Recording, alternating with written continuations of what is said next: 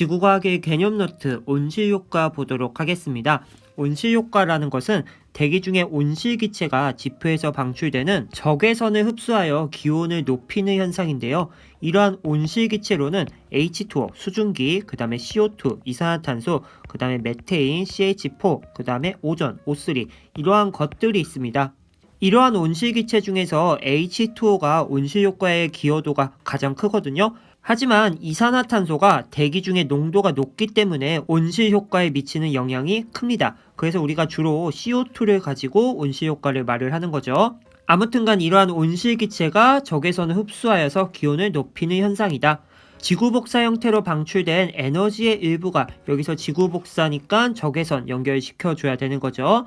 이러한 에너지의 일부가 대기와 지표에 흡수되었다가 대기에서 온실기체로 인해서 다시 방출되는 재방출 과정을 거치면서 지구에 오래 머무름으로 평균 기온이 상승하게 됩니다.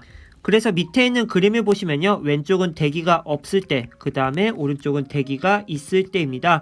대기가 없을 경우 태양 복사 에너지 들어온 만큼 지구 복사 에너지 방출하고 있어요. 그런데 우리 대기가 있으면은 태양으로부터 이렇게 에너지를 주고 다시 방출을 하지만 우리 대기 중에 있는 온실기체에 의해서 이렇게 재복사를 한다라는 거죠. 그래서 대기가 없을 때보다 대기가 있을 때 평균 온도가 높게 유지된다라는 거. 다음은 지구온난화입니다. 지구온난화란 지구의 평균 기온이 높아지는 현상을 의미합니다. 그래서 빈칸에 지구온난화 적어주시면 되고요.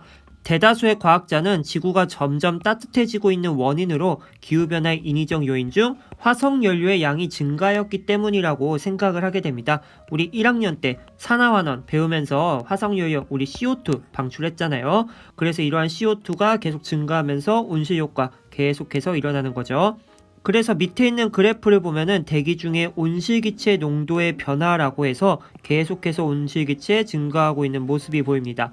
그리고 옆에 있는 그림을 보니까 기온이 점점 상승하고 있는 모습이 보이죠. 그래서 이렇게 온실기체 농도가 점점 증가하면서 우리 기온이 점점 상승하고 있구나. 원래 이산화탄소라는 거는 기권에서 이렇게 생물권, 그 다음에 수권 이렇게 순환을 할 수 있었습니다. 하지만 숲이나 습지, 갯벌의 무분별한 개발로 생물권에서 기권의 이산화탄소를 저장을 못하게 되는 상황이 벌어진 거예요. 그래서 이런 식으로 증가를 하게 되었다. 그래서 이러한 증가 때문에 온실효과 일어나고 쭉쭉 기온이 상승할 수밖에 없었다.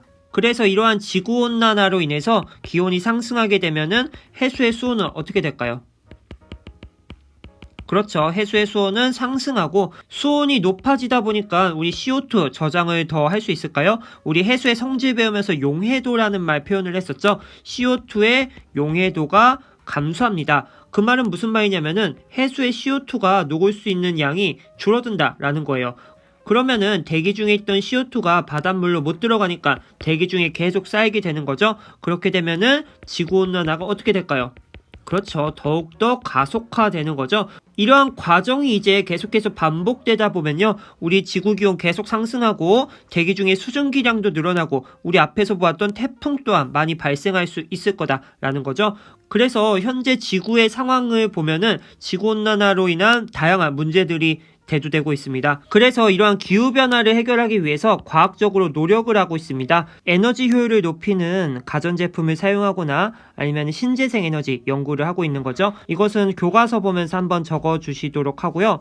그리고 세계 각국에서 국제적인 노력을 하고 있습니다. 몬트리올 의정서, UN 기본협약, 그리고 교토 의정서, 파리 UN 기후변화 협약 당사국 총회 이런 식으로 국제적으로도 노력을 하고 있다라는 거.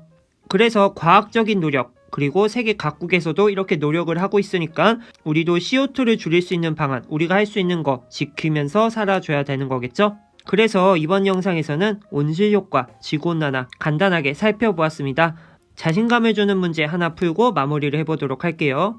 그림은 우리나라 안면도에서 관측한 대기 중 이산화탄소의 농도를 시간에 따라 나타낸 것이다. 이에 대한 설명으로 옳은 것만을 보기 위해서 있는 대로 고른 것은 기억을 볼게요. 이산화탄소의 농도는 여름이 겨울보다 높다. 그래프를 보니까 이렇게 2년 주기로 1월 표현이 되어 있습니다. 그러면은 여기 중간인 위치에는 2005년이겠죠? 그리고 여기도 1월이고 여기도 1월이니까 그 사이가 여름이다라고 생각을 할 수 있겠네요. 따라서 우리 여름이 아니라 겨울의 높은 모습 보입니다. 그래서 우리 기억은 틀렸고요. 인간에 의한 화석연료 연소, 우리 화석연료 연소하면은 CO2 나오는 거죠.